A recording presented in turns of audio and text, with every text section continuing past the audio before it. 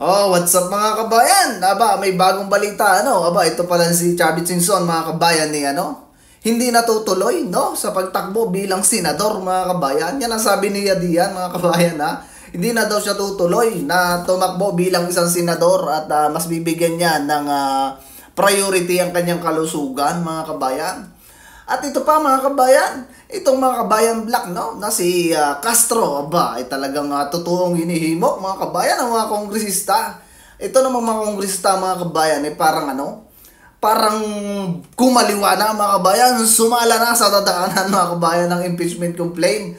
Aba, ay bakit mga kabayan parang hindi na yata susuportahan mga kabayan ng mga kongresista, no?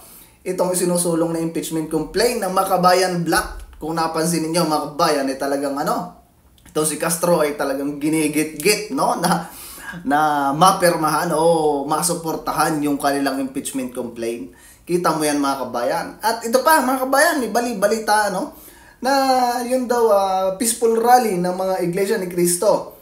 Nakita natin mga kabayan na kahit mga tawid dagat ay talagang bigay o naglaan ng oras mga kabayan para dumalo, no, sa panawagan ng kanilang pinuno mga kabayan na dumalo sa peaceful rally dyan sa Maynila mga kabayan. At may balita na yung internet daw mga kabayan iba-blackout. Abay, totoo kaya ito mga kabayan, itong balita na to na iba-blackout ang internet mga kabayan, ano, para hindi makita mga kabayan ng buong Pilipino at ng ibang bansa kung gaano karami ang dadalo ng mga Iglesia ni Cristo mga kabayan. Ganun ba ang pinaplano nila? Aba, ay kita mo yan mga kabayan. Kung yan man ay totoo, yung balita na yan mga kabayan, ay matindi, ano, ay baka tayo wala mapanood mga kabayan na peaceful rally ng Iglesia ni Cristo pagka nagkataon. At saka kita ninyo mga kabayan habang abala, no, ang mga tulonggis na yan na ma-impeach or maisulong yung impeachment complaint ng ating Vice Presidente. Yung ating Vice President mga kabayan, nasa Japan lang naman. Nakita doon mga kabayan na gamit ay public transportation ng Japan. Akalain mo yan, napakasimple ng ating Vice President, ano, nag-travel mga kabayan na sinasakyan ni public transportation ng Japan mga kabayan at dumalo, no, sa mga Filipino community mga kabayan sa Japan. Nakita ko doon mga kabayan ay kinonfirm ng ating Vice Presidente at pinag-iisipan, no, yung pagtakbo bilang presidente mga kabayan sa darating na 2028. O kita mo yan mga kabayan, kung yan man ay mangyayari, ay talagang yung natitira mga kabayan na 200 na kongresista ay talagang magkakatotoo mga kabayan na itong mga to ay hindi susuporta dyan sa, no, sa impeachment complaint mga kabayan. Kasi napakalaki mga kabayan mangyayari pagka ang ating Vice Presidente ay naging presidente mga kabayan. Baka balikan sila at habulin sila ng kaanib ng ating Vice Presidente, 'di ba? So kaya siguro hindi nila sinusuportahan, nakikiramdam pa sila mga kabayan kung ano ba ang mangyayari. Kasi malaki ang magiging epekto niyan mga kabayan, lalo na yung mga tatakbo ngayon, no, yung for re-election.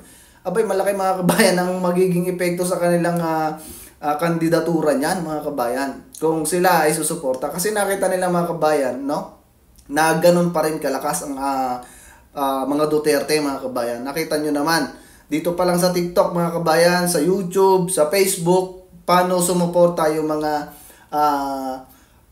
taga-suporta ng mga Duterte mga kabayan, no, sa PDP laban. Nakita ninyo mga kabayan, may kumakalat dito na mga survey, no, na mas malakas yung PDP mga kabayan, yung PDP na mga slate, no, for senatorial at congressman. Napakatindi mga kabayan na nangyayari ngayon sa politika sa Pilipinas.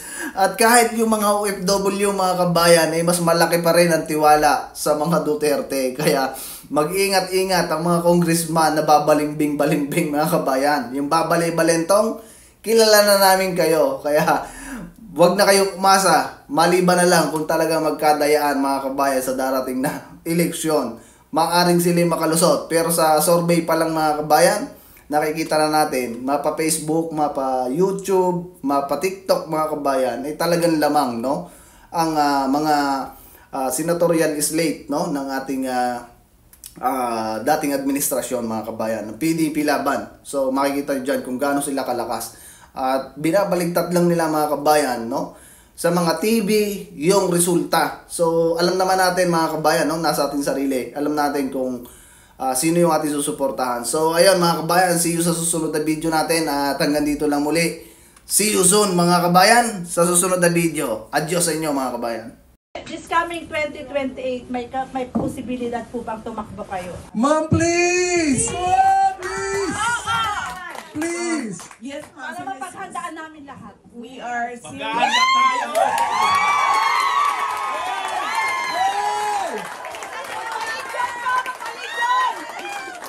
We are seriously considering, ma'am.